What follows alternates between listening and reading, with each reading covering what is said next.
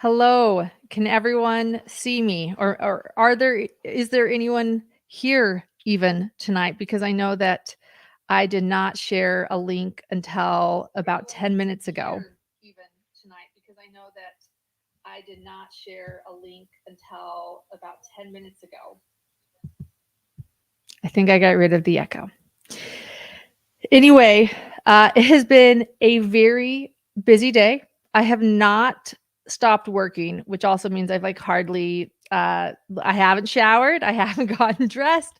I have been working furiously on a podcast that I hope to release tonight, that I had hoped to release tonight. And the podcast revolves around Rebekah Barsotti's missing persons case, something that John and I have both been following intensely behind the scenes, along with True Crime Underground. They have a Facebook page called True Crime Underground. WTF happened to Rebekah Barsotti.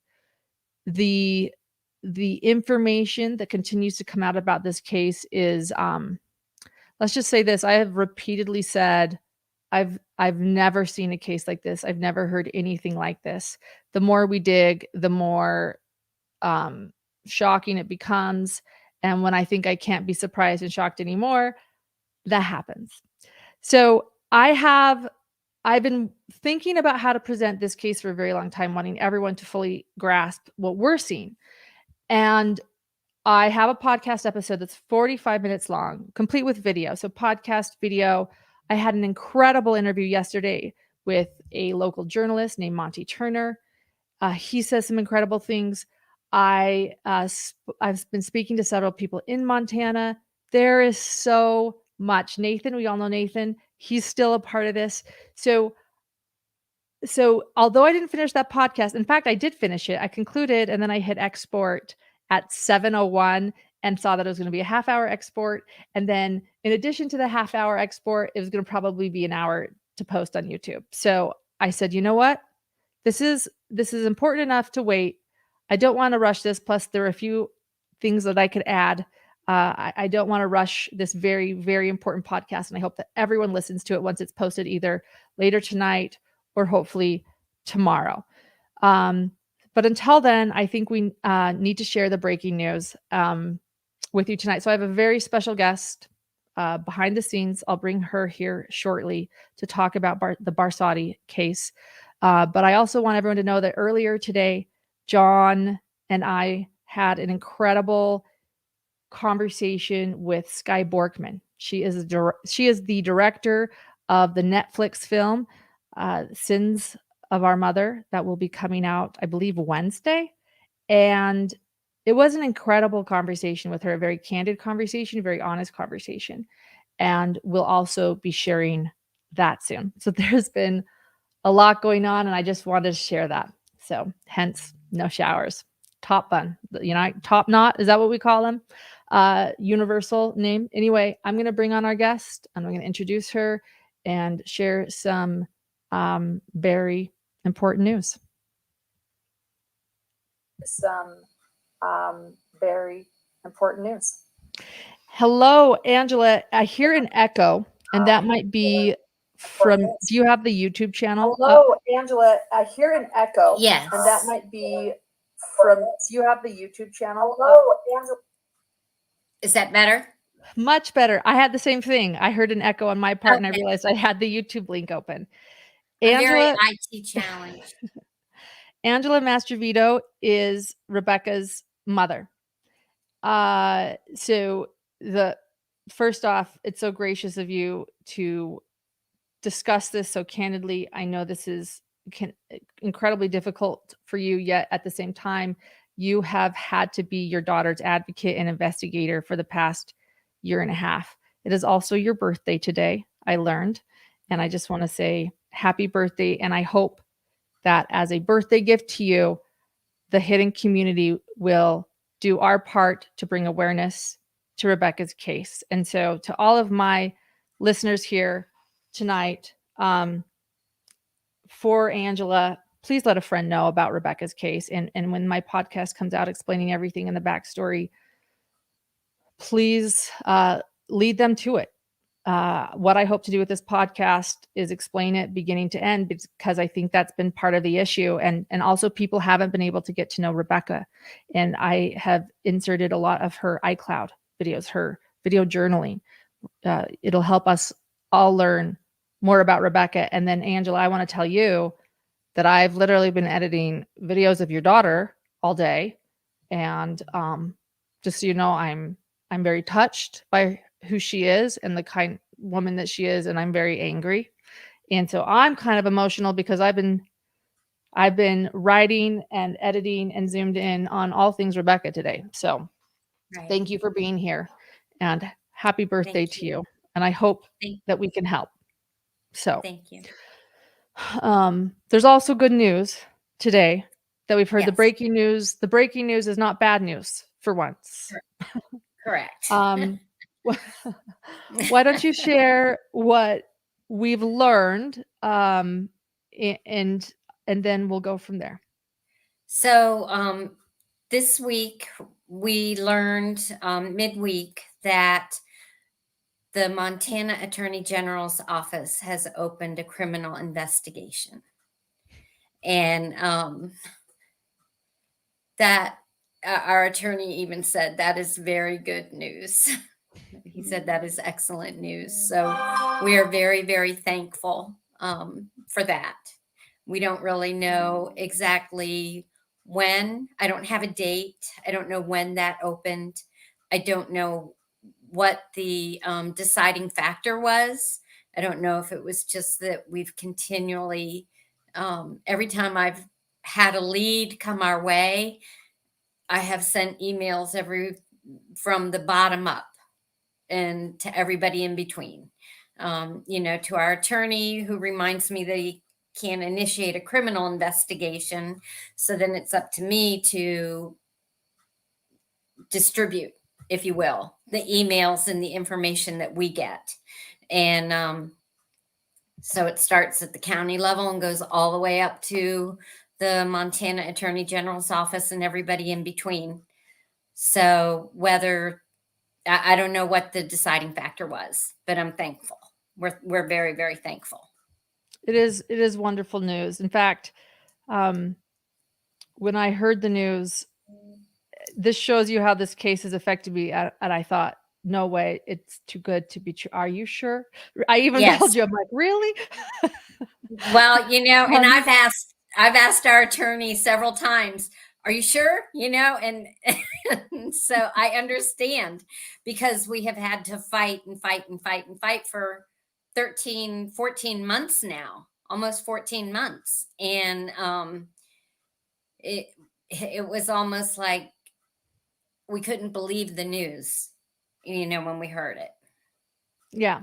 Yeah.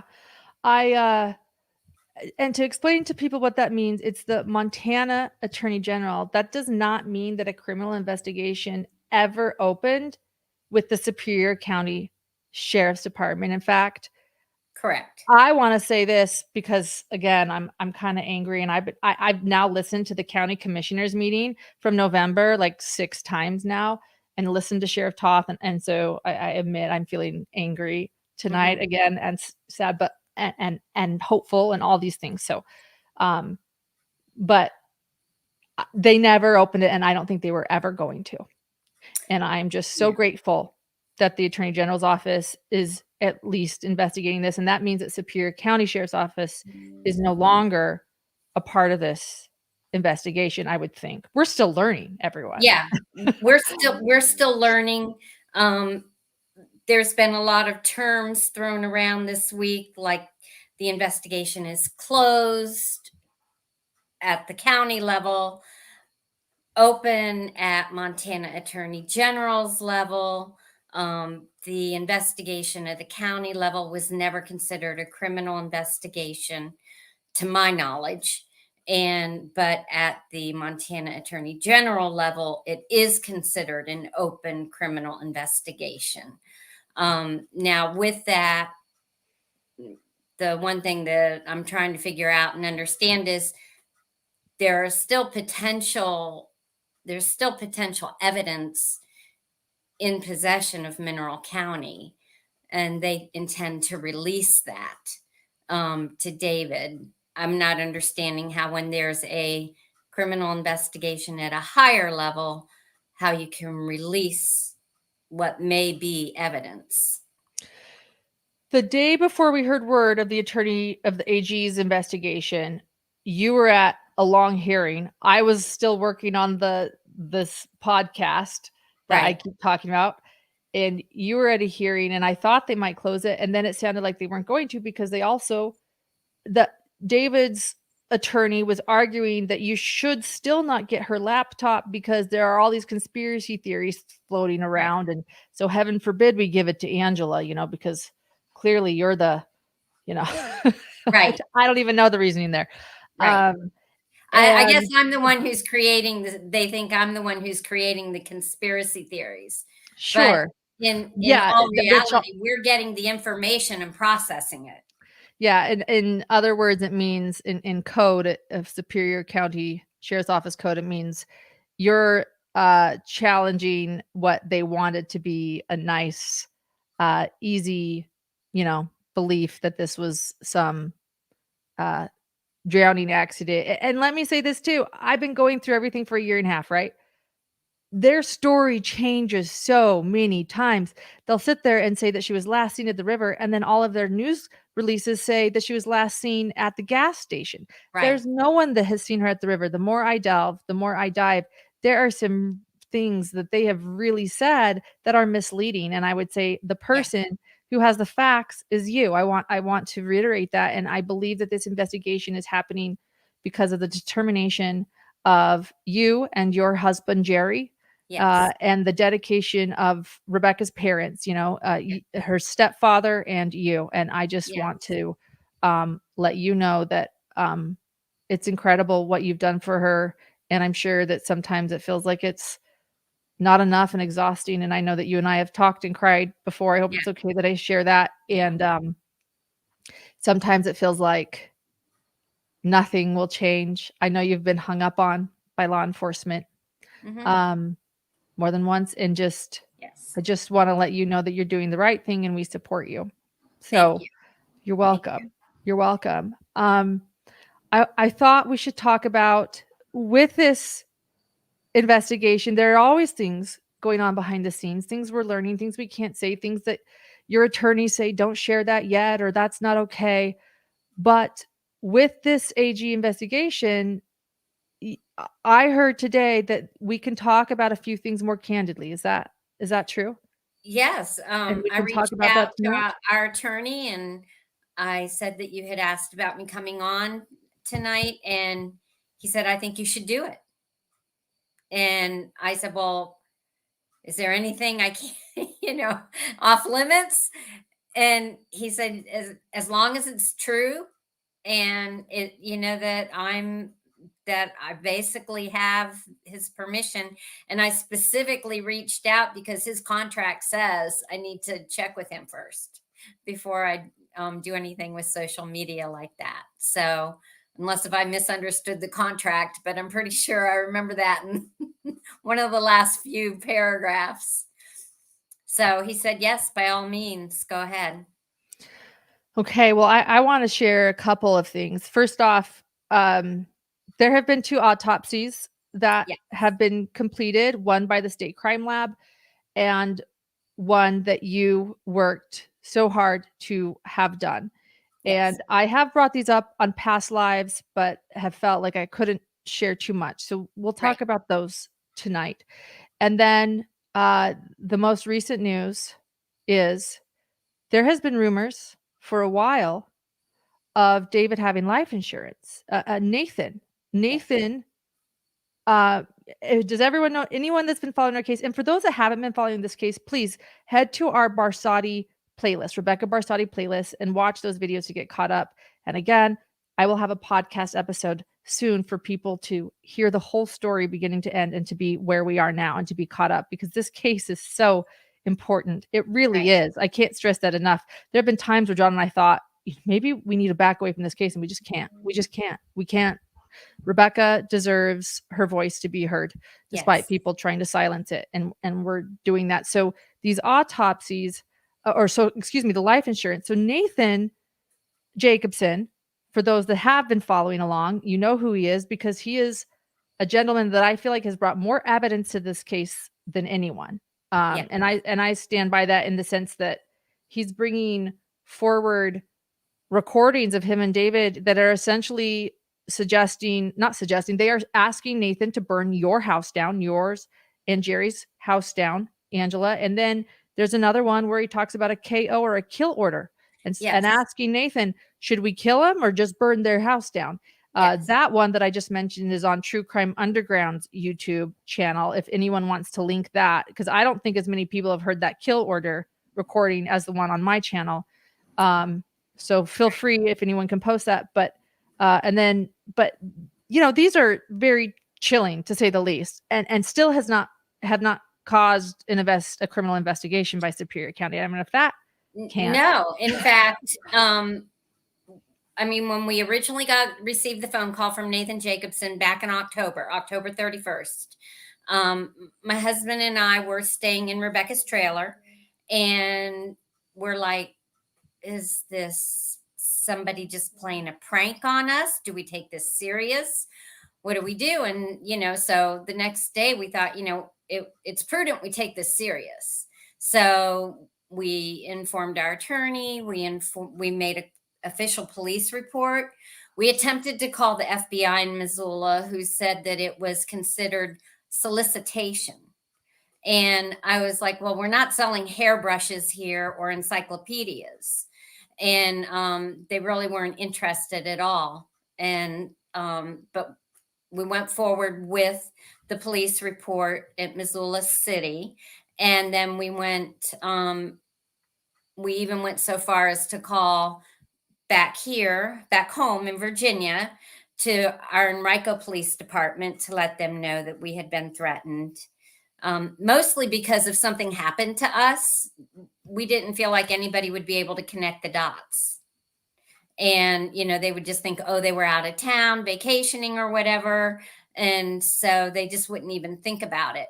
And then we contacted the National Threat Center in Washington, D.C. And that was just by chance. We tried calling the Virginia FBI and their lines were busy, so it rolled over. But yes, in the initial conversations with Nathan Jacobson, he spoke about a life insurance policy. Correct. And I'm like, I can't find one. I couldn't find one in Rebekah's files. I couldn't find any evidence of any life insurance policy.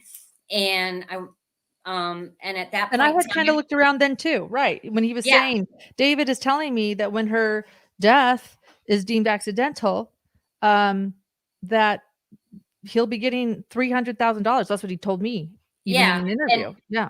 And I'm like, and so then we asked Detective Larson and Detective Travis Wofstedt, please look into this. And because I tried calling the insurance commissioner for the state of Montana, and they wouldn't speak to me because it was an ongoing investigation. So I gave them the name and the phone number to call. And, when we followed up months later, they said, no, we never heard anything back. I don't know how they processed those requests. But then later on, so Nathan was telling us all along there was an insurance policy. Right. We just couldn't find it at first. Right. And then about 3 weeks ago, James Terry learned of information about the insurance policy. And so that information was passed on to us and to you. And really through a group effort of many people, we ended up finding out that, yes, there is a policy. The irony of all this is my dad was an insurance agent, and had he been alive, I could have picked his brain. But come to find out, Rebekah is listed as a rider. And so when accidental rider, we found a policy. He could have more than one, but we found a policy. We have found one so far, and we'll keep looking. But because David is listed as the policy holder. Okay. Which is why we And couldn't find it at first. It wasn't under Rebekah's name. it wasn't under Rebekah's name. So everybody was looking under Rebekah's name. Everybody was looking under her name, her date of birth, and her social security number, but she wasn't the policy holder.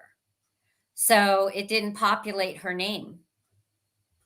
So it wasn't until we started looking under David's name and his information that we found out.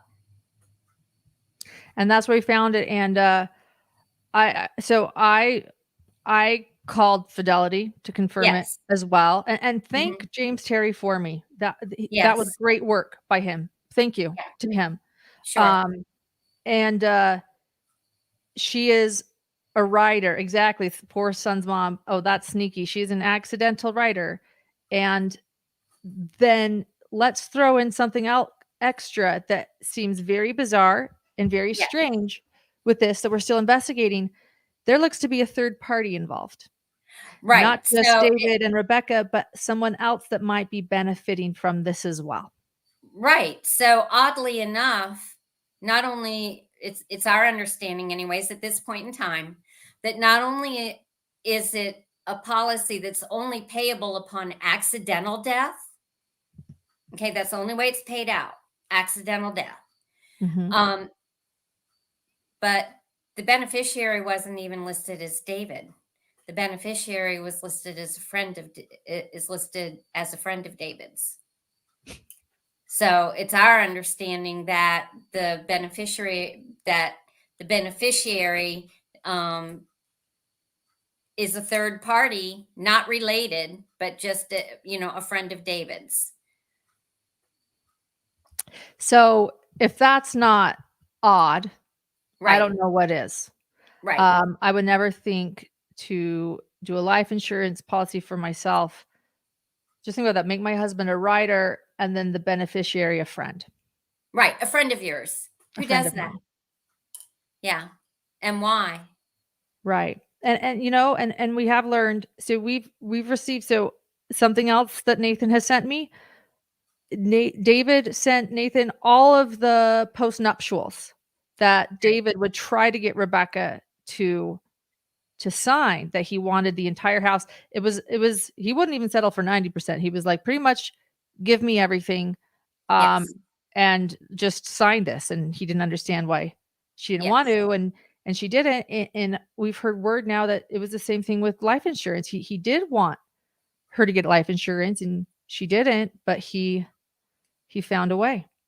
Yeah. He found a way. Yeah. Karen Michelle is asking, have you considered going through the fraud investigators at the insurance company to get more information? I don't know if you can say anything to that or not, Angela. I've called personally, because I personally called Fidelity to verify that there was a policy, but they wouldn't speak to me. When I confirmed there was a policy. After that, they wouldn't speak to me. That's as far as I got to, a confirmation. To my understanding, there is an insurance investigator assigned. But I don't have the ability to speak with them directly. Right. So, it's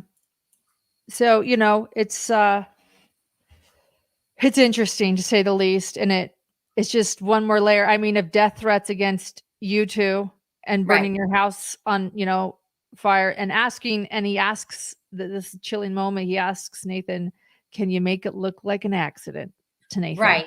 If that wasn't enough, and then throw in this. And before we even found the life insurance, we then learned that David, and you learned, this was your son-in-law that you always knew to be a veteran. Yes. We learned that it's stolen valor. Yes. And that he's lived this life of fraud, that he never left boot camp and yet talks about his days in combat. I've now talked to several people in Montana who state he continues the narrative to this day. Yes. Of being a vet. Yeah. And still has caretakers paid for by, is it veteran? I don't want to get it wrong. Care services or Montana Aging Services. I believe it's Montana Aging Services. And I don't know if they're like contracted through the VA. I don't know how all that works, but they're through I think it's called Montana Aging Services. Yeah. Yeah. So, okay. And thanks for clarifying that. So they could be contracted, but that's who it's through.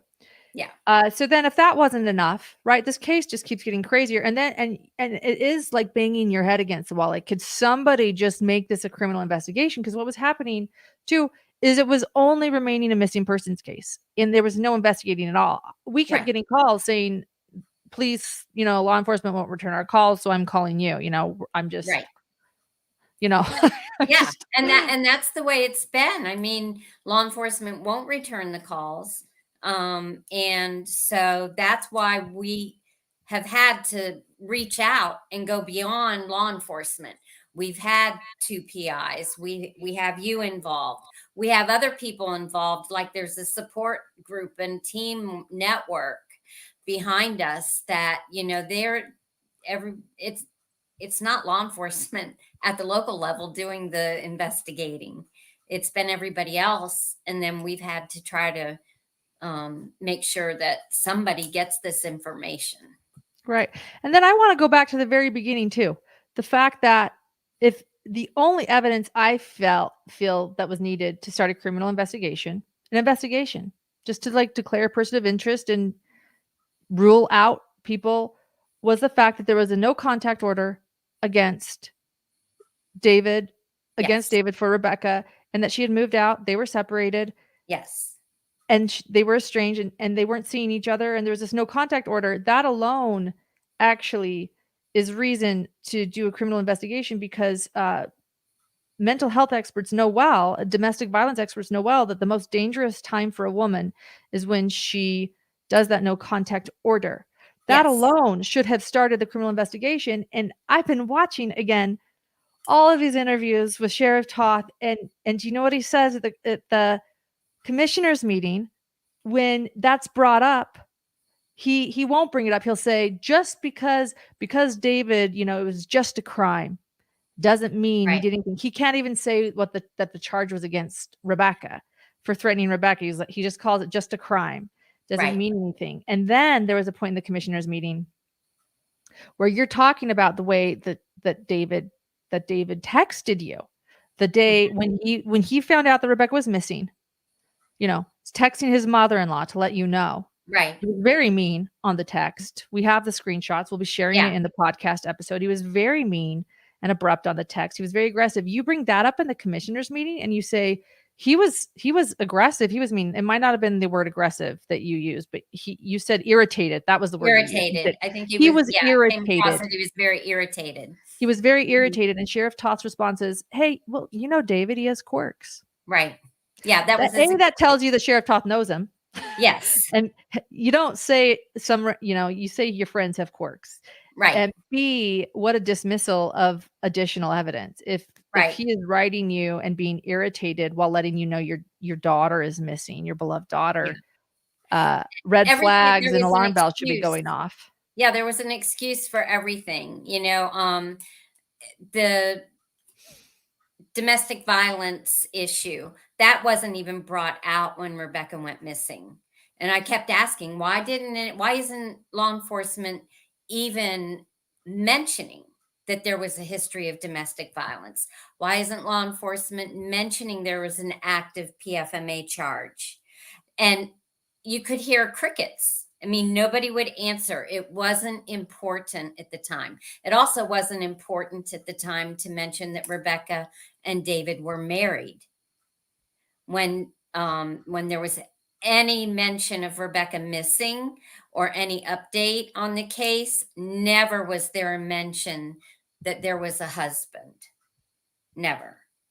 And it amazes me that with the PFMA charge at the time, because of domestic violence, which there is a Montana code for domestic violence victims, and I don't remember the code number right offhand, but I have it in my binder. And it specifically states that when there's a victim of domestic violence, they are to be protected.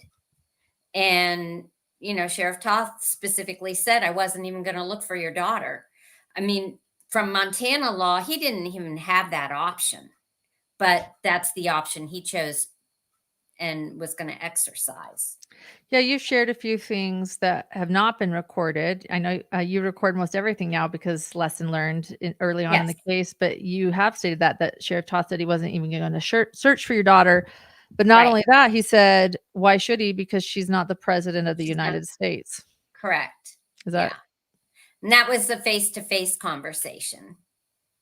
Yeah, with my husband, myself, Sheriff Toth, Ryan Funk, and Under Sheriff Cashman. So that was a face-to-face conversation. Yeah. But it's beyond me because he will almost justify, like he said, well, the DV was 6 months ago. Well, no, it wasn't 6 months ago when Rebekah went missing. I mean, the DV incident was March 9th and she went missing July 20th. That's not 6 months. In the county commissioners meeting, he said it was getting dark at 5:30 on July 20th. Well, actually on July 20th, the sun set at 9:20 p.m. that night. So it wasn't getting dark on July 20th at 5:30 p.m. But yet these are things that he literally just grabs these things out of thin air and he presents them as truth, and they're not truth. He did this with the autopsy. He called one investigative journalist in Missoula, Montana. He called Zoe Buckley at the Missoulian, and that's the only person he called. There's never been a press release. And he told Zoe Buckley incorrectly. He gave her false information. He told her that the manner of death was drowning. And actually, on the state crime lab autopsy, the manner of death is undetermined. And so Sheriff Toth tried to control that narrative. And he tried to not only control it, but manipulate it so that false information was released. Yeah, and let me say this, I think it's okay that I can say this today. I've seen both autopsies. That's okay. I can share that. I've seen both autopsies. I've read them both multiple times. I have lists of how they differ. But you're right. The manner of death is undetermined, and that means accidental, homicide, whatever the case. Dr. Prasher felt that he should leave that. He should leave that undetermined. But what's fascinating too is, so the cause of death, the cause is labeled drowning, but he follows it by due to the sheriff's investigation. And he reiterates that in some follow-up questions. He says it's due to the investigation that this is, because I can't find any broken bones or anything. So it'll be that until we can figure something else out, essentially. And he writes, so Dr. Prasher, you had some follow-up questions for him, and I have this email as well, and they received these follow-up questions, and he stated again in the email, no autopsy can show a drowning. This is determined by the sheriff's office investigation. And then in the autopsy, the reason for stating that is because she was last seen at the river. She was never seen at the river. There is no proof she was seen at the river. And even the sheriff's office press releases, they're very carefully worded, and they admit the last place she was seen was Town Pump. There is no proof of her being seen at the river. So even I think Dr. Prasher was being fed wrong information while writing the report. Yes. You know? It's just mind-boggling. Yeah, And because that information comes from the sheriff's office. I mean, it's the deputy of the sheriff's office that presents that information to the state crime lab. Yeah. For those just joining, and those that are unfamiliar with this case, I see some questions. Let me give the quick background. Rebekah Barsotti, Angela's daughter, went missing last year in July. John and I started talking to Angela while Rebekah was missing. It was deemed very quickly a river accident by the sheriff's department. That seems to be the narrative they've really been trying to push. Yes. I don't think they expected Angela and her husband, Jerry, to move out there and make a home in Montana and to not go away. And I'm just, again, so proud of both of you for doing what you did. And even David Barsotti wrote you when you said you're coming out. Oh no, let me handle this. Let me Yeah. handle it. You're like, you know what? My daughter's missing. That was Yeah. her estranged husband, is David Barsotti, Rebekah's estranged husband. There was a no contact order against him. He Yeah. wrote you, irritated she was missing, said to leave the law enforcement should be leaving him alone, and blamed her for her disappearance, said it was a Yes. fling that called in, all of her flings that she has. Yes. He said, stay home, let me handle this. And you did what, you should have done. You flew right out there with Jerry. You would not go away. And so 10 months later, so 6 days after Rebekah went missing, Cerberus, her beloved Belgian Yes. Malinois, was found, her dog. Mhm. And Rebekah, though, was not found Right. for 10 more months Right. on the bank of the river. And then it took 2 weeks to identify her body, which is also very strange to me. It's very strange. And the other thing that I don't understand is they had a buccal swab from me. So they had a mitochondrial buccal swab, which is supposed to be highly effective in matching DNA, because Rebekah would have some of my DNA as my child. And so they had my buccal swab. They had her biological father's buccal swab. They had the body. So they had the body. They had either teeth, bone marrow, liver, brain tissue. They had resources available from the body to process DNA. And they had resources from the body to process DNA with my DNA. They also had a toothbrush of Rebekah's and a hairbrush of Rebekah's. So I could maybe understand, something going awry with, not being able to identify with the hairbrush or the toothbrush, maybe. But they should have been able to do a DNA match with my buccal swab. And okay, let's say the buccal swab, the swab from my cheek, say it didn't process right. I was there in Montana. They could have called me down to the lab and said, we need to get a blood sample, to verify DNA. I mean, there were ways they could have done it, and they chose not to. I've asked, I didn't receive the autopsy from the state crime lab until the 25th of July. It was actually reported out, I believe, on the 24th or the 27th of June. And I was informed that it would not be released because I had requested the second autopsy. So after the second autopsy was done on the 22nd, they released the state crime lab autopsy to me on the 25th, that afternoon. When I read it, I mean, I had a dozen questions right after the first couple times of reading it, and so did Jerry. And so I'm sending out questions, just multiple questions to my attorney, to the state crime lab. And then I'd read it again and I'd go, oh my gosh, I have more questions.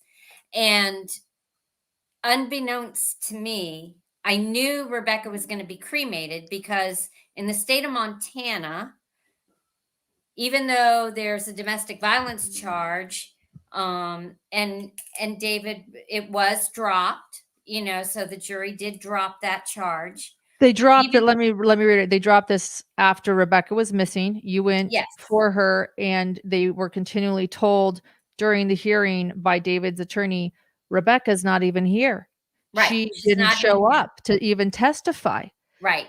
You were not allowed to say she was missing. No. That we know now that, she was dead. Right. That your daughter had passed away, but they kept pushing to the jury. It was a very short hearing, and they just continued to simply say Rebekah didn't show up to testify, and they dropped the DV charge. Right.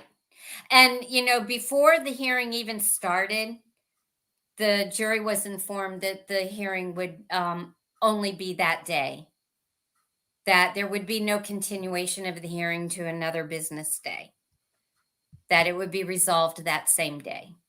So there was already a time limit placed before it even started. But the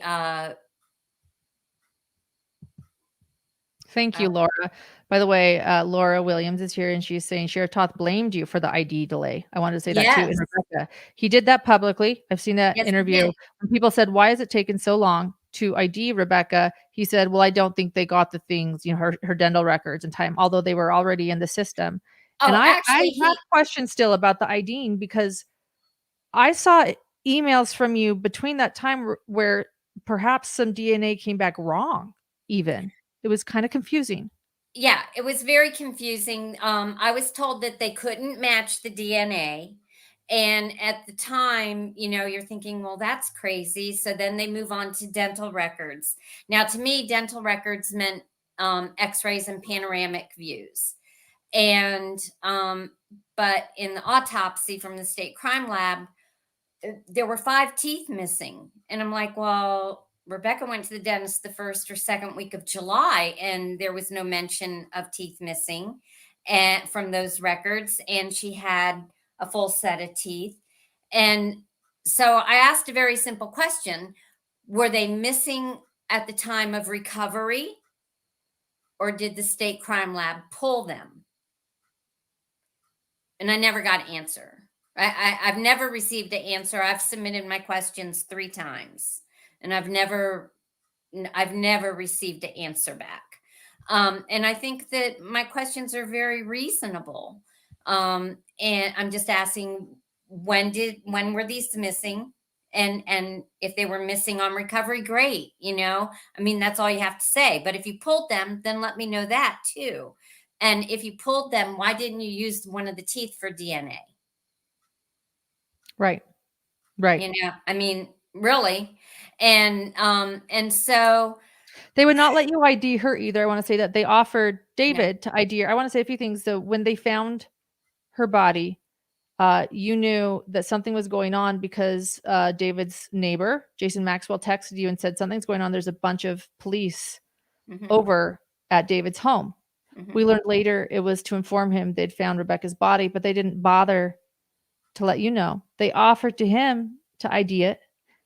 You begged to see an ID, and they refused. I called the state crime lab, and I told them, I said, I don't want to see her. I just wanted to see her foot and her rib cage. Because a tattoo, something that would. I knew Rebekah had tattoos on her right foot and on her left rib cage. And you were the guardian at that time, ordered by the court. I was. Yeah, I was the guardian at that time. And they refused. They said no, that I would have to wait and do a viewing at the funeral home. And I said, no, you don't understand. I don't want a viewing. I just want to identify. I said, you can have her totally draped. I just want to see those 2 places. And they said no. And then on the actual state crime lab autopsy, the tattoos are not documented correctly. And so, nor are there photos. To know if it was my question is, was it just documented incorrectly, or is it just wrong? Because there are also no photos. Is that correct? The first, I haven't been shown any photos, and neither did the person. And the second pathologist, I don't know that he was provided photographs from the state crime lab. He wanted to see photographs from the state crime lab's autopsy, and he was never given any. So no one has ever seen photos of the autopsy, but there are two tattoos in the original crime lab autopsy. One states that there was a colorful tattoo on her left foot. This is the crime lab's autopsy that says this, with some orange stars. Right. And Rebekah Rebecca did didn't not have have orange stars. Yeah, Rebekah did not have a tattoo on her left foot. She had one on And her right foot, and there right, were no orange stars. And right. then it said that there was a portion of a blue flower on her chest, and On her maybe I don't chest. understand how, anatomy is identified in an autopsy, but it was definitely not on her chest, it was on her rib cage. It was on her rib cage. I've seen a lot of photos and videos of her working out, Yeah. being on her And you can iCloud, and see, yeah, and yeah. you can see it on her rib cage. And it's not just a small flower. There were several hibiscus flowers, which are large. And so at best, I mean, and this is at best. At best, it's sloppy documentation on a That's at legal best. document. Right, and At as Clark best. said, it's hard to reconcile a doctor or any adult would mistake Exactly. left from right, especially someone in charge of he's board certified. This doctor is board Board certified, and he does certified. autopsies. It's And three hard to other believe. and two other physicians signed off on it, plus an assistant. So that means nobody really looked. I mean, I would think that I'm a nurse. And so when I'm doing a physical assessment of a patient on the floor or in the room, okay, if you're in a doctor's office, you start head to toe and you're charting right, left, and you're starting head to toe. And then you go back and you review it and you make sure you have it correct. And and I find it very difficult to understand how three physicians bypassed verifying documentation with Well, sight. and let me throw this assessment. in. The second autopsy can't find any tattoos. Right. So by this time, there were several roadblocks in getting the second autopsy done. And those were Rebecca, on purpose too. You were approved a yes, second autopsy always. the identification was released on June 2nd. By June 6th, I had a forensics pathologist in Washington State. I have a contract in my email box ready to sign and submit to him. And when we notified Mineral County, we were informed that Rebekah could not leave the state. And I was like, oh, okay. Well, I specifically chose Washington State so David couldn't accuse me of hijacking Rebekah back east and never getting her back. But okay, so now I had to start looking for a forensic pathologist that had Montana state privileges, because in the Department of Health, you have to have privileges for the specific state that you are practicing in. So I have privileges as a registered nurse in the state of Virginia, and there are some other states that will honor my license from Virginia, but there are those that don't. And I can't go to a state that does not honor my license. I would have to actually apply for a license in that state.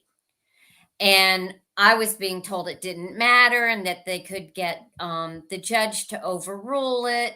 And I'm like, I'm not going to be able to find a physician to risk his license to come to the state of Montana to do an autopsy. So I finally found a physician, a forensics pathologist licensed in the state of Montana from Wyoming. He said he would be more than willing to come into Missoula, that he would do the autopsy at the funeral home. So I called Garden City Funeral Home. They were more than willing to let him perform the autopsy there. He would bring all of his own equipment. Well, then I was told, oh no, Rebekah can't be removed from the state crime lab, period. And then I already knew that there was a problem there because the state crime lab doesn't let people come into their facility to do autopsies unless if they're registered with the state crime lab.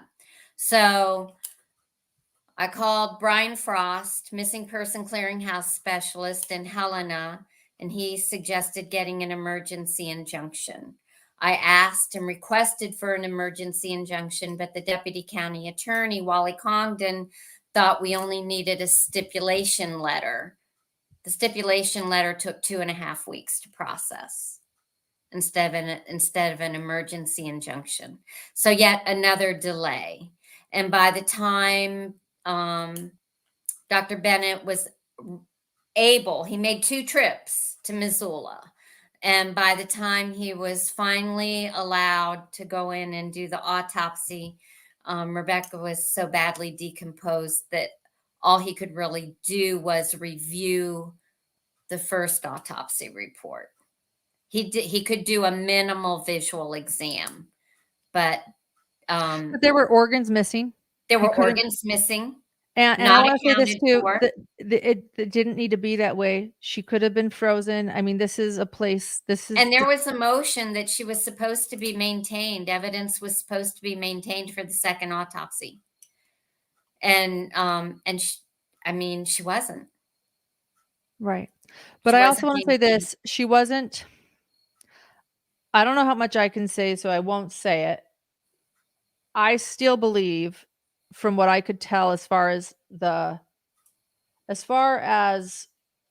her body goes, I still feel like they should have been able to see some remnants of tattoos. I still find it Mhm. strange. From what I could tell, the state of her body, it still confuses me why they couldn't have seen even Mhm.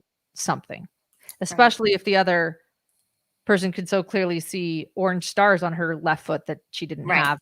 Why could they not see? Right. The whole thing is just very, very strange. I would not call either autopsy incredibly detailed. But Yeah.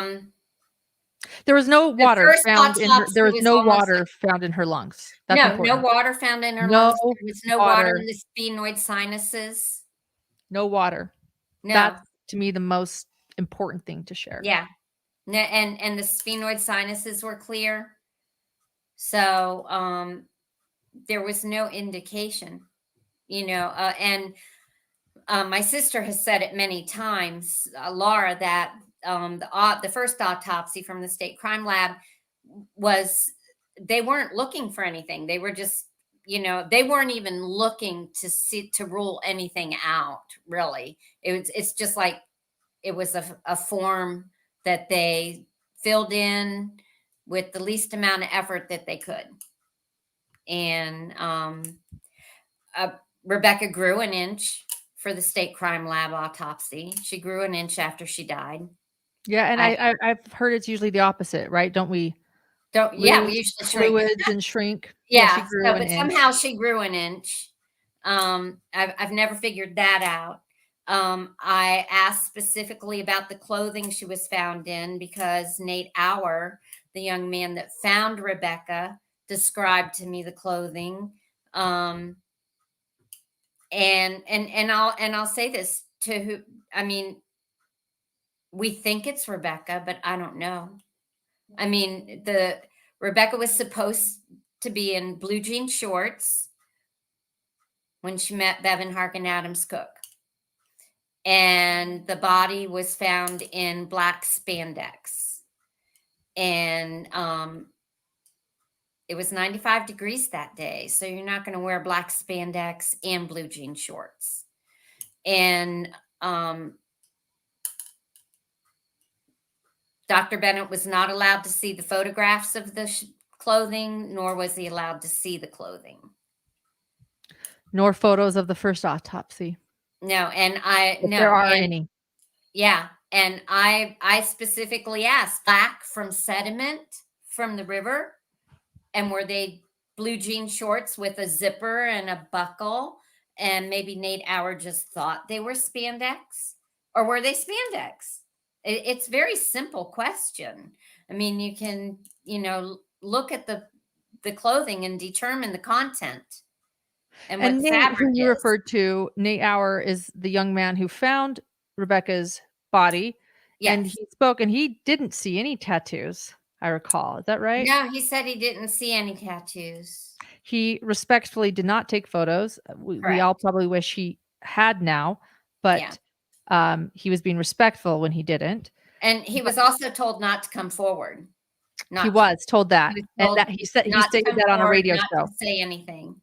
And, Yeah, you police know, said, "Don't talk about this." don't And then talk he went about on a this. radio show and said that the police told him not to talk about it.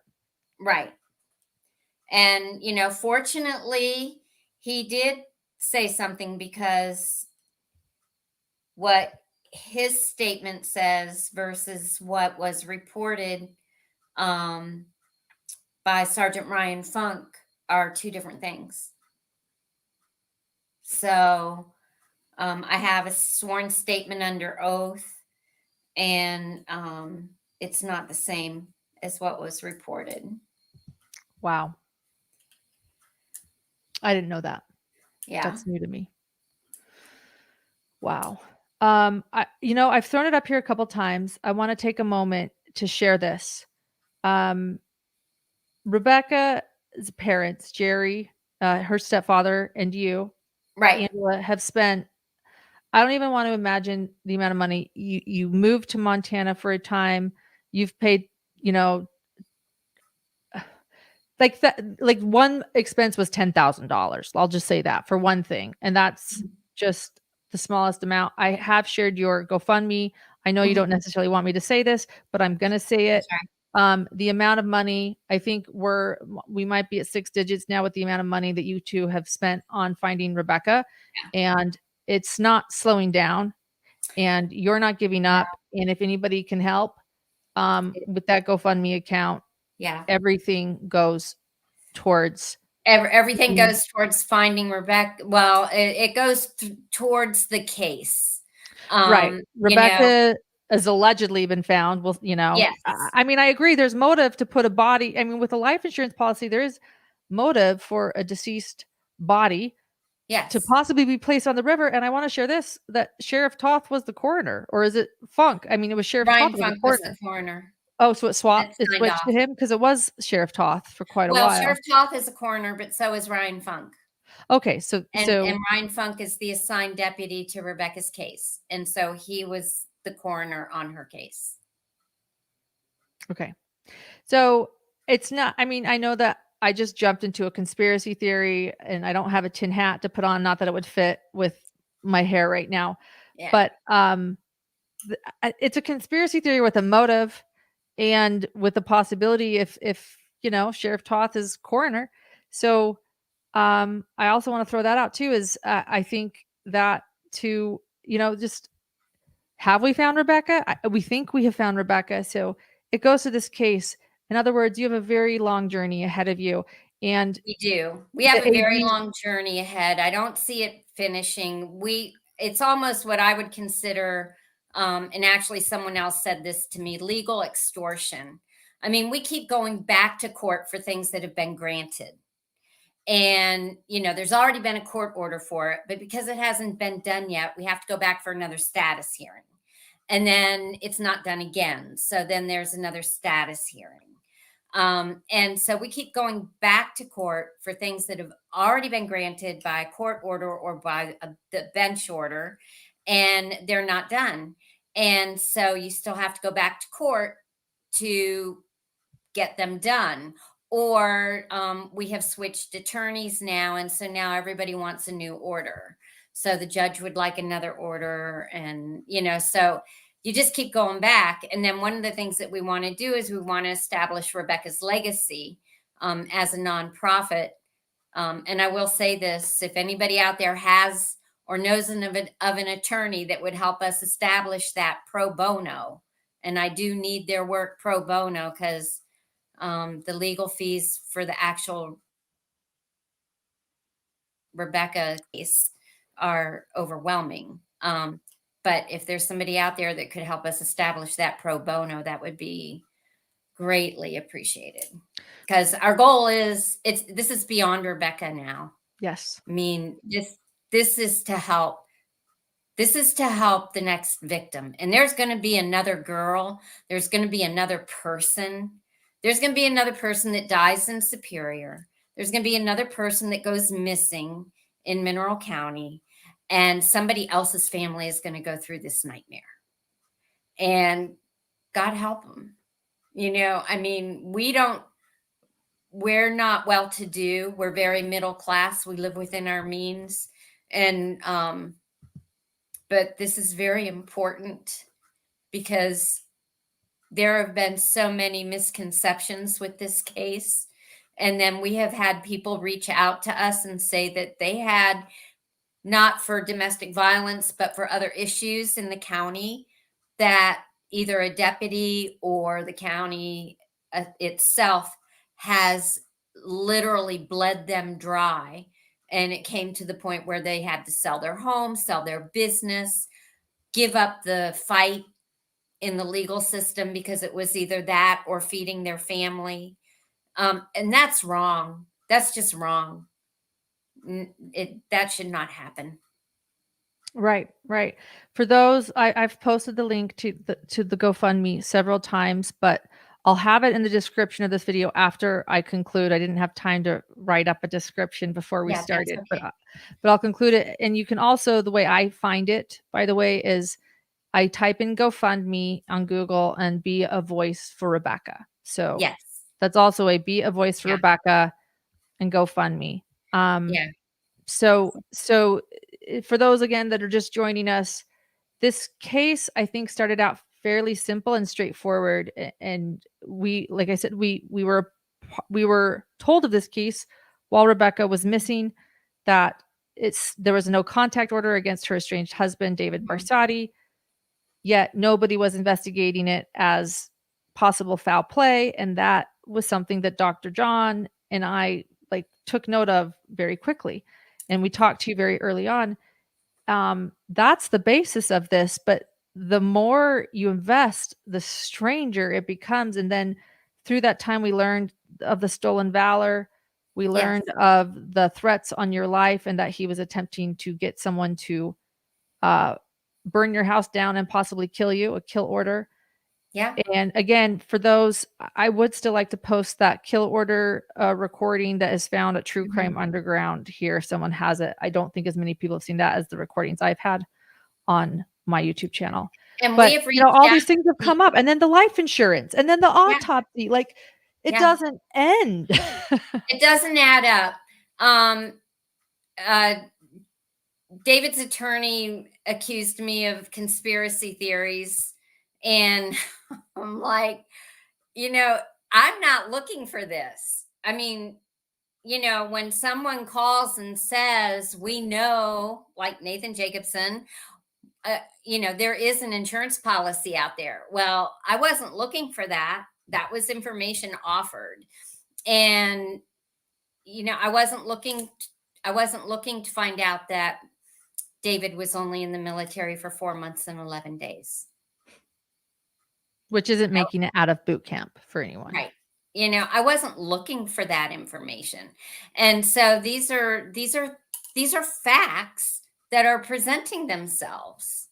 And I can say beyond a shadow of a doubt that if Jerry and I had not gone out to Montana, that no one would have even known Rebekah was missing.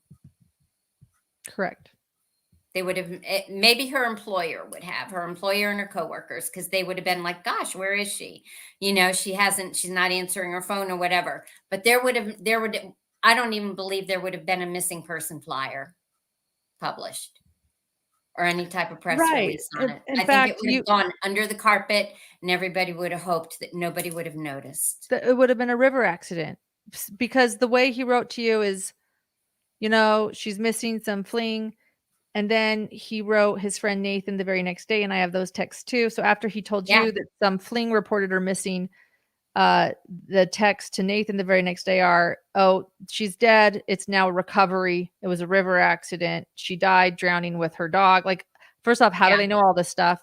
Again, there's no sighting of her at the river even. It just quickly jumped. And the person that reported her missing was your son, right? Rebekah's brother. Yes. Mm-hmm. And he's the one that reported her missing. And you're right. It would have been a missing person report. Yes. Sheriff Toth originally deemed it a river accident. That's what it was. And then he only finally changed it once you were there to a missing persons case. Is that right?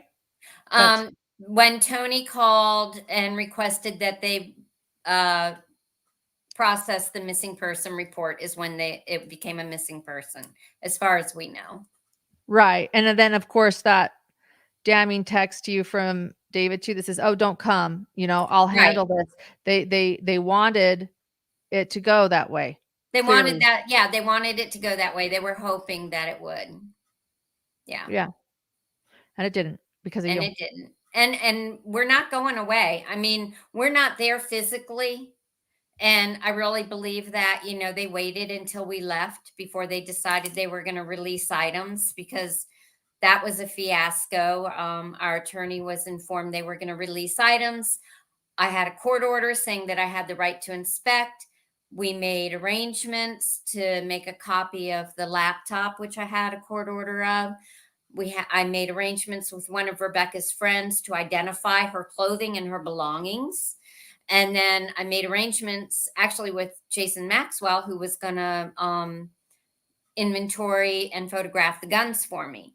Well, after all 3 instances, each offer to release those things and to coordinate the release were retracted. And you can't help but think, well, they waited till after we left the state. So maybe they were thinking once we left the state, I wouldn't want to fulfill my part of the court order, that I would waive my right to do that. I can't help but think that went through their mind. And then when they realized, it was like the autopsy. Every time there was a new hoop or a new barrier, we were able to overcome that barrier. And then finally, we were able to get the autopsy late and not as effective as we would have liked. But you just can't help but wonder if some of these things aren't intentional, if the delays aren't intentional. Like I said, Sheriff Toth was not an elected sheriff, by the way. That's another interesting story. And that was uncovered a lot by Colette and other True Crime Underground moderators. They're a separate entity from Hidden True Crime. I am not True Crime Underground. I know that's a confusion because I shared they are a separate group of true crime internet sleuths and do a lot of investigative research on cases. And their group is True Crime Underground. WTF happened to Rebekah Barsotti, but they've done a lot of deep dive into the sheriff's office and some really strange things going on there and in Sheriff Toth's history. Sheriff Toth is also, by the way, on he stars in the show Murdered and Missing in Montana. I've also been watching those, and Skye Borgman is a part of that. And I talked to Skye Borgman earlier today. So, there are a lot of avenues and a lot of interesting things I'm learning too about some things. So, Skye Borgman didn't say anything, but I'm just, that made it sound like she said something that she didn't say. That's not true, but I'm getting to a lot of, you're learning about more. A lot of connections. There are a lot of connections and a lot of strange things, and it's allowing us to get to know who Sheriff Toth is by watching him in these different scenarios and how he made it as a Mineral County sheriff is actually still a mystery. He was not elected to that, appointed. And then he was also coroner. He was appointed, and then he became coroner as well. So here's Colette's group. That's theirs, and then you run the Facebook page. Is it Find Rebekah Barsotti. Yeah, my sister and I manage that. My sister manages it more than I do, but yeah. Okay. Well, I'm glad you have help. And so for those that want to learn more about this case and understand it, you can head there. And again, I'm going to have a podcast soon that's going to really explain it. And one thing, so I want to talk about this too. Okay. The changing stories. One thing I really focus on because it was driving me crazy is this idea that she was seen at the river. She was seen at the river. She was last seen at Town Pump. She was seen at the river. She was last seen at Town Pump.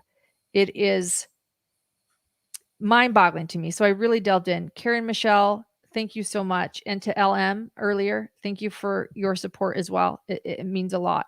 And thank you to everyone that will also support Angela's cause and the GoFundMe for Rebekah, because Thank you. we do care. So thank you. Thank you. And we're going to keep covering this. Thank you so much. And thank you, Lori. Yes, please like and subscribe to our channel. So I really delved in, let's say, to this evidence. Oh, and let me throw this out too. So you will file FOIA requests. For those following Daybell, we're well aware of what FOIA requests are. Freedom of Information Act. It means that the public can file for any public information about a case.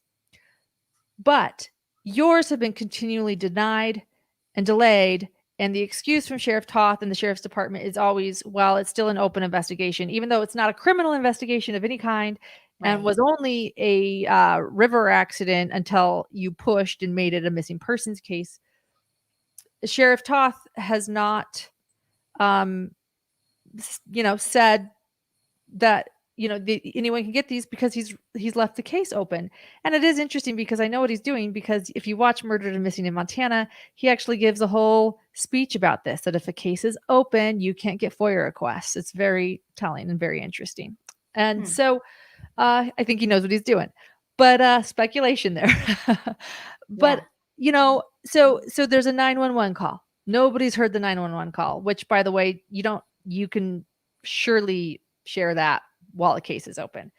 There's and the 911 call and who it is has changed, and no one's ever come forward about calling 911 and meaning somebody found Rebekah's belongings at the river.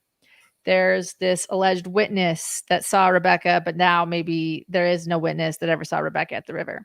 And then the other giant piece of evidence that the sheriff's office claims to have, and they'll say that in these meetings that we have on recordings, we have evidence. And then you ask what this evidence is, and it's these things that don't seem like evidence. And so the big smoking gun supposedly is that they have surveillance of Rebekah meeting Bevan, the caretaker, at Town Pump at 2:15 p.m., which, by the way, there is an hour and a half of unaccounted where Rebekah is, because she was leaving Missoula well before noon. We have selfies and video showing her driving. We know exactly where she was because of internet sleuths who used the sunglass glare. And we know when she would have arrived at Town Pump, which would have been before 1 p.m. But supposedly Bevan met her to give her belongings at 2:15, according to the sheriff's office. And they have evidence of this. I had the most interesting interview a couple days ago with a local journalist named Monty Turner. Monty Turner is friends with Sheriff Toth. Monty Turner is I really like Monty. I enjoyed our conversation. We talked journalism. Monty Turner is a third generation Missoulian, and he still writes for some papers, but his stories are a bit more fluff. He doesn't write about crime. He doesn't do investigative. And he's written stories, about, and he knows David, and he knew Rebekah, and he's friends with Sheriff Toth. And I had heard word, there was rumor around, nobody had ever seen this surveillance of Rebekah and Bevan at Town Pump. And then I heard word that Monty Turner had somehow. So I called him, and he was willing to go on record. He was in Sheriff Toth's office. They were just chatting about things the week that Rebekah went missing. And he was asking, what do you think of this? And he said, and Sheriff Toth said, well, we have evidence. We have surveillance outside of Town Pump. And he said that Sheriff Toth then pulled it up on his laptop. And Monty explained it as a blurry black and white photo, not even a video, despite cameras being outside of Town Pump. It was a photo, a black and white, very, very blurry photo. And he could hardly even tell that it was two women, except for maybe the length of their hair. And again, he knows Rebekah. And he said that he had to ask the sheriff, which one is Rebekah? And he pointed to her. He then said on this interview that I'll be releasing later that he wouldn't even call it evidence. Yeah, I had spoken to Monty Turner quite a while back, and he had mentioned he had seen that. I thought it odd that Sheriff Toth was showing quote unquote evidence to someone that was not part of the investigation. in the first place. But secondly, he mentioned to me, he said, I know Rebekah. I know what Rebekah looks like, and I wouldn't be able to testify and tell you that that was Rebekah in that picture. He told me the Kennedy assassination surveillance was better than this. Wow. Huh. Yeah. So we'll be releasing that as part of the podcast. So again, I thought I was going to share Monty's full interview. It was 40 minutes. He has a lot of experiences with David, and he shared a lot of them. And he has a lot of experience with Rebekah. And he's a combat vet himself, Vietnam vet, and a wonderful man. Yeah. And so I will share that interview in full one day, and it's going to be a part of the podcast. There are so many moving pieces, and I guess that's what I want to share. I want to share that, like, Yeah. not only have we found evidence of perhaps reasons to probably investigate David Barsotti, at least investigate him, and that's all we're asking. You're not saying go arrest him. You're not saying, Right. you're saying investigate. And so not only have we found evidence, I think that's compelling enough to investigate, we've now found evidence that the evidence the sheriff's office has isn't much of any evidence. I Right. mean, I'm just trying to like wrap my head around one reason why this is even deemed a river accident. I mean, I can't make sense of it a year and a half later. I really can't. There was during the initial search efforts, someone found some articles of clothing on the riverbank, and they attempted to submit them. And in the commissioners' meeting, Jerry asked about them. And Sheriff Toss, he said, were they, submitted for evidence? Did they run forensics on them? And if I remember correctly, the conversation from Sheriff Toth went something like, no, we find clothing all the time.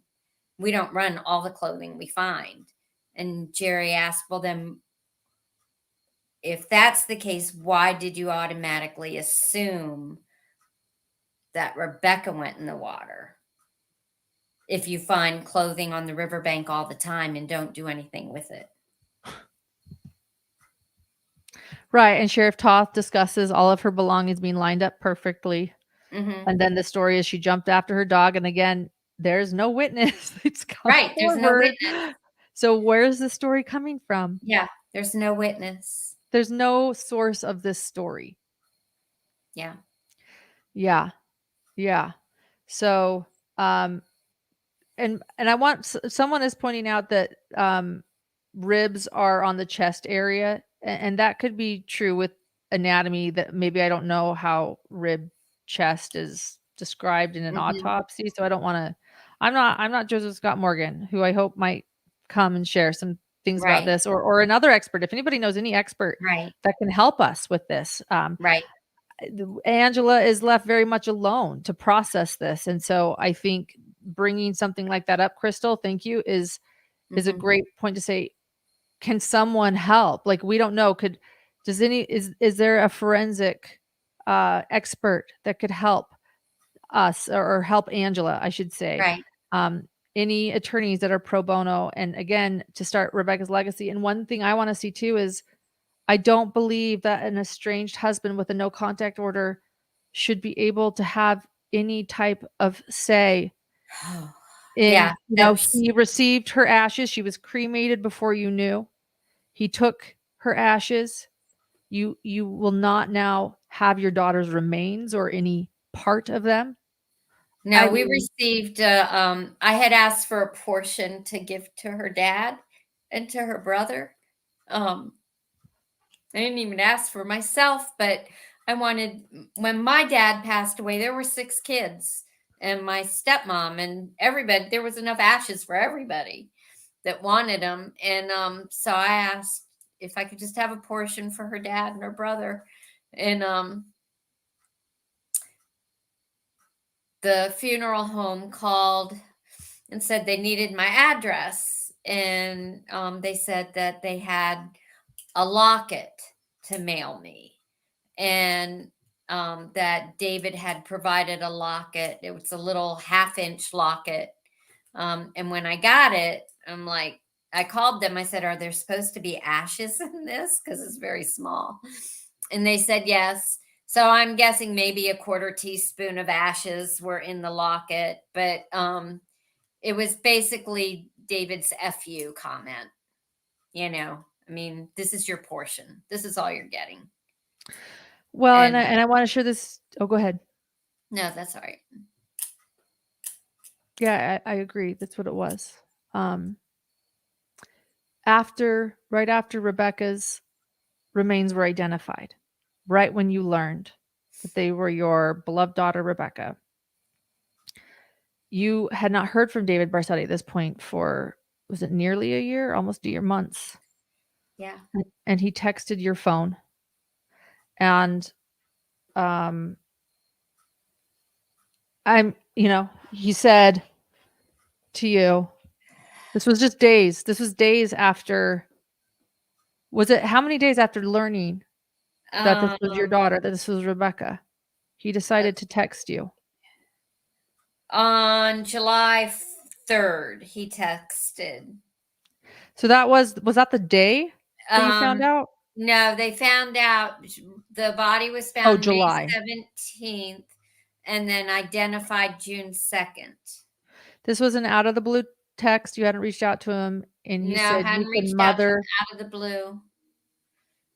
And it just said, "You can motherfuck everyone excluding me, but this was and my was in capital letters. Becca, with a kitten in her sweatshirt, so go kick rocks." Out of the blue text from your once son-in-law after learning about Rebekah. Yeah. I'm so sorry.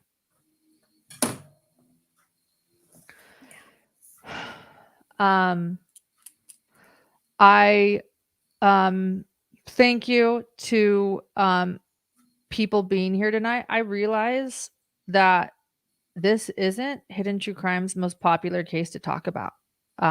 Angela, I've talked to you about this.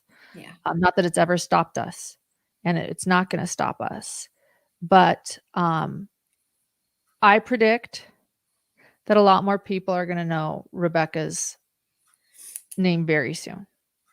That we are talking to, there are a lot of people behind the scenes. And I think one reason that people still don't know Rebekah's name is because a lot of the work is being done behind the scenes. And there are a lot of people and media outlets watching, and they are aware of what's going on. To hear that the AG's office is investigating fills my heart, but I hope that they take a look at all of this evidence, and I hope they reach out to you, which they haven't yet, right? Like, I hope. No, nobody's reached out. So while it's positive, I'm a little nervous. I'm a little worried. They haven't reached out to you yet. They haven't reached out to me, and I have some stuff no one else has too. Like, I hope that they really investigate. And I hope they do I'm too. expecting them to reach out to me. That sounded a little pompous. I'm not expecting them to reach out to me. I'm a YouTuber rather than you. I really hope they investigate. Right. And they start calling people. And I mean, like, one of the questions that I've wondered is, they confiscated Rebekah's laptop, but they didn't get a search warrant for David's laptop. Rebekah was the victim. Rebekah's the one who went missing. And she didn't have a domestic violence charge against her, Right. And if it's just a river accident, why do they need to confiscate her laptop? Exactly. If it was just a river accident, why did they need her laptop? Exactly. And if it's just a river accident, why did we receive death threats? If it was just a river accident, why have we had so many obstacles thrown our way? None of it makes sense. None of it makes sense at all. It just doesn't. Yeah. Melissa Rogers is asking, how can we spread the word about this and highlight what's been going on? Let your friends know about Rebekah's case. Join either the Facebook page or True Crime Underground's Facebook page. Mhm. Be a part of the conversation. Speak Yes. up. Let one friend know about Rebekah's case. I am not protective of this case at all. I want every YouTuber to be covering Rebekah's case. That's one thing I want to point out too. Like, we've been covering this, and if you know YouTubers, let them know about Rebekah's case. Start, spreading the word to other people who will report on this and discover this. And again, I'm going to get a podcast up that helps kind of make things a little bit more concise because there is so much. But I would say those are really, really good ways. And then consider, if anyone has the means, consider donating to Rebekah's GoFundMe. It is titled Be a Voice for Rebekah. It's a GoFundMe.com. Be a Voice for Rebekah. And it's, go ahead. I'd like to say that, I mean, after we get through the courts and all the case hearings, I mean, our goal with Rebekah's Legacy is to make legislative changes. You had mentioned about David's being appointed Rebekah's personal representative. There needs to be an escape clause. Right now, the Montana Code says that you have to be separated 180 days to file for a separation. Rebekah was separated 132 days before she went missing. There was a domestic violence charge against David with a PFMA and a standing order of no contact. Regardless of the law on the book, I don't understand how anyone with common sense can determine that a person who had a PFMA charge and a standing order of no contact against them can be the same person to be designated to make the best decisions in Rebekah's interest. I don't get that. I don't understand how somebody processes that. They couldn't make the best decisions in Rebekah's interest while she was alive and living, obviously, but dead, now they can make those decisions. And then I have to ask, okay, so with the autopsy report from the state crime lab, the tattoos were not accurately documented, but yet, to my knowledge, David accepted him carte blanche without asking about him and questioning the documentation. He didn't question the documentation about her height. How did she grow an inch? I mean, these are things that to me show that it didn't matter. Didn't matter to him if the documentation was correct or not. These are things that to me compound the fact that you're not going to make decisions in that person's best interest. Yeah. That's just one of the changes we want to make. Yeah. There's so much lobbying to do in Rebekah's name. I hope that one day we'll have a Rebekah's Law, Yes. out there in Montana. Yes. I do. And I've received word and I've shared the message with you that a listener told us that Rebekah's already saved one life, her, this woman's mother's life, because she wanted to return and get her things from an abusive husband. And absolutely not. You would not go back to the same city and state. Right. And I've received messages from people through private messenger. There's a letter circulating through Mineral County that was created by an attorney. And I just mentioned that letter in my GoFundMe update. And a woman reached out to me and said, "Thank you so much for mentioning that, because that means I'm not standing here alone." Good. And and I get people who write and say, I have one lady who said, I'm leaving the state because I'm so scared. Shouldn't be that way. It No, shouldn't be that way. they should feel protected and safe. Someone was asking the most concise way to share. Melissa, thank you. Right now, at this moment, the Rebekah Barsotti playlist in our YouTube channel is the best way. Mhm. And I would recommend everyone getting caught up. This is such an important case. It really is. I Yeah. can't stress that enough. And again, I believe there is a lot of talk behind the scenes. I think this is just the beginning. So to those that think they can't catch up, you absolutely can. And then again, when I have this podcast episode up, I guess we've been asking the same thing: is how can we at Hidden True Crime explain this case in a concise way? And that's what this new podcast, as well as a video podcast, will share. And I hope that it'll help everyone sort of break it down. But there are some wonderful interviews. Jason Maxwell, the first interview we did with Hugh, Angela, when it was the day they found her body and she had still not been Yes. identified. That's a very important interview to watch. The interview with Nathan is important to watch. I know that's hard for some people to watch Nathan's interviews because the language isn't typical on Hidden True Crime, and he is, as someone says, rough around the edges. But Nathan is my friend. We keep in touch, and he is a very honest person.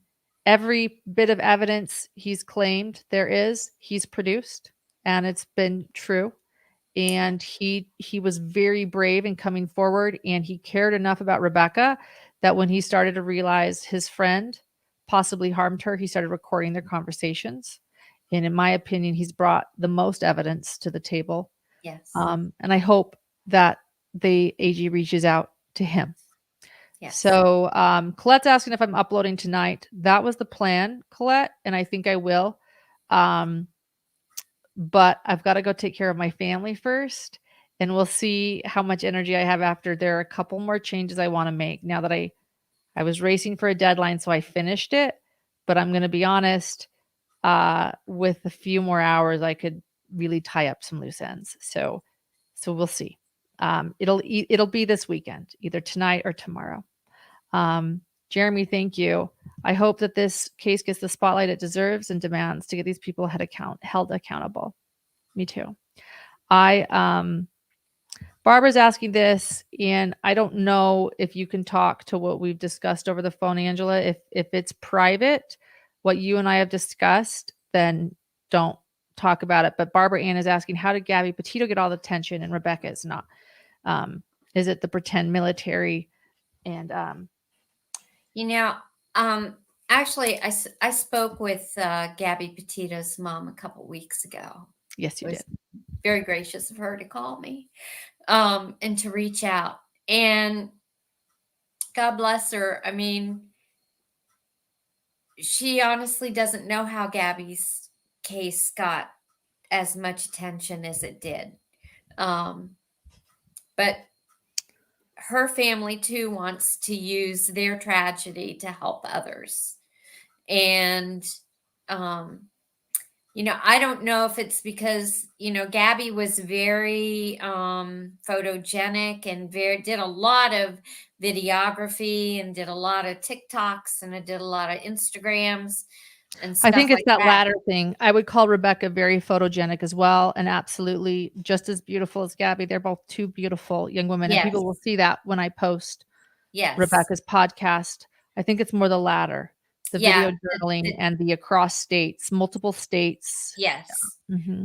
Yeah, because Rebekah's TikToks and Instagrams and her Facebook pages were few and far between. I think a lot of that had to do with the abuse, the ongoing abuse, because it was almost like Rebekah would make an attempt to connect socially, and then she'd have to withdraw.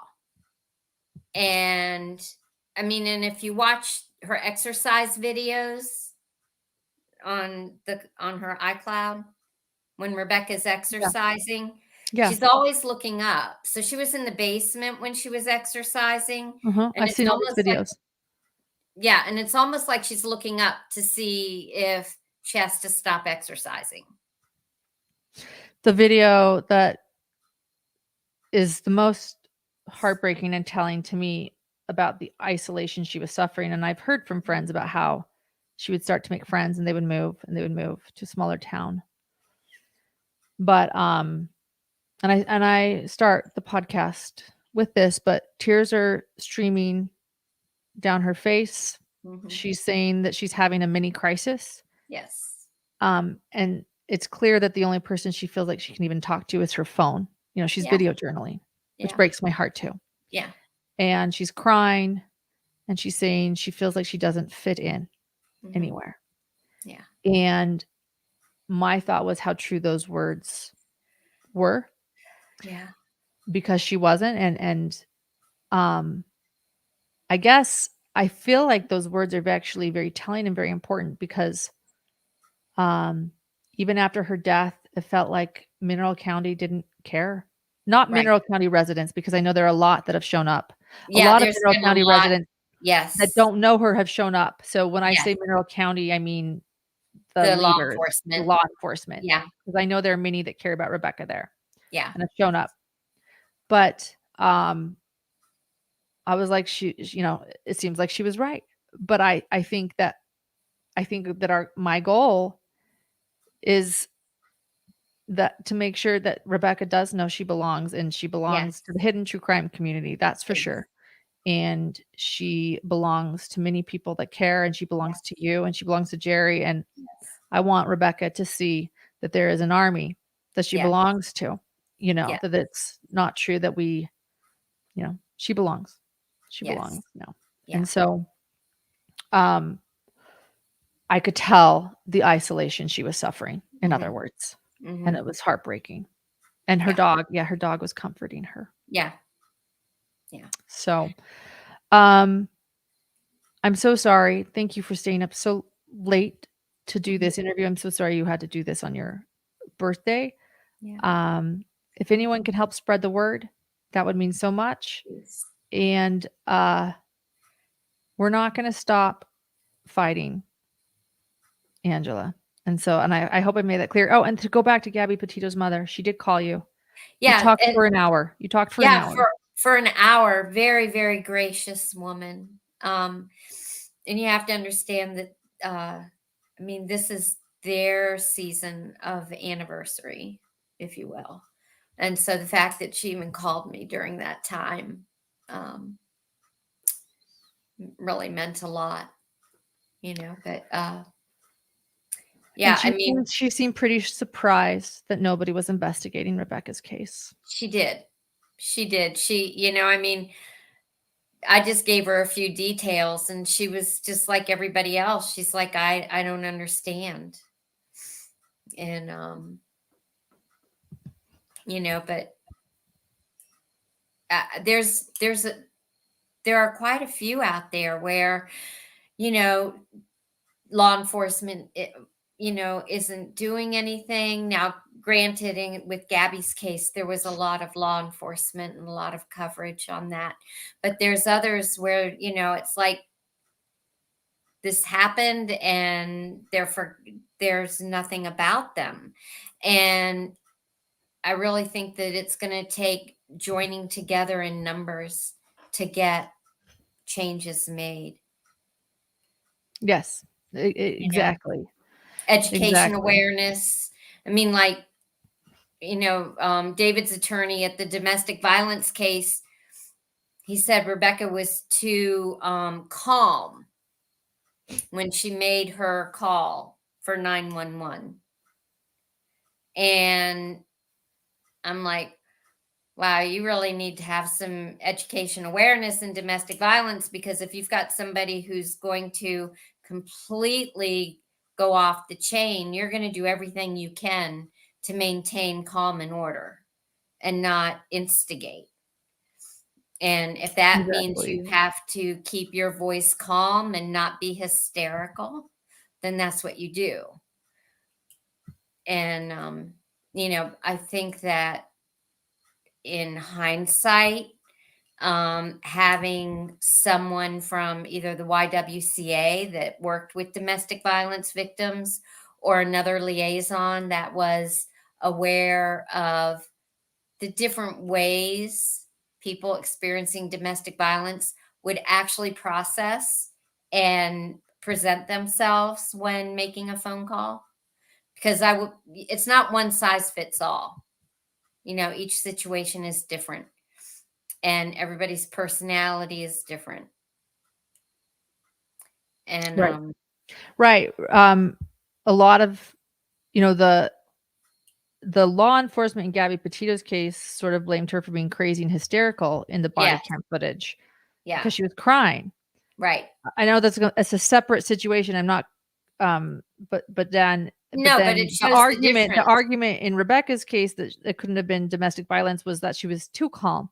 So Right. it just shows that like you can't win, and we can't judge a domestic violence survivor how they should react to things that Right. they're reacting to. Yeah. So Yeah. yeah. Thank you. Thank you. We will continue this coverage. Mhm. Like I said, I think the news tonight is happy that Mhm. there is an investigation. Yes. It's been a long time coming, and we all have high hopes. Yes. We're holding our breath, Yes. and we will continue covering this case. Yes, most definitely. Most Okay. definitely. Thank you. You're welcome. Angela, thank you for being here tonight. And then to those Hidden True Crime followers and listeners, we'll soon have an interview with Sky Borgman, the director of the Netflix documentary that Dr. John will be starring in. And I will soon have the Rebekah Barsotti playlist that's available. For those that want more information about Rebekah Barsotti's case or some behind the scenes discussion, Dr. John and I did record one Patreon episode about covering this case and what it's like, and why we don't always talk publicly about it every day. And then, so you can, look at that. And then, again, the GoFundMe account for Rebekah will be in the description of this video. Just give me a little bit because it'll end and then I'll go write a description. So give me 5 minutes and then I'll have that there. Anything else you want to say? I appreciate everybody's help. I appreciate everybody's help. I appreciate their prayers. And in your own communities and in your own families, I tried to respect Rebekah's boundaries as an adult. And She was in her 30s. Yeah. Yeah. In hindsight, I would have pushed harder. I would have been more intrusive. So if you suspect something,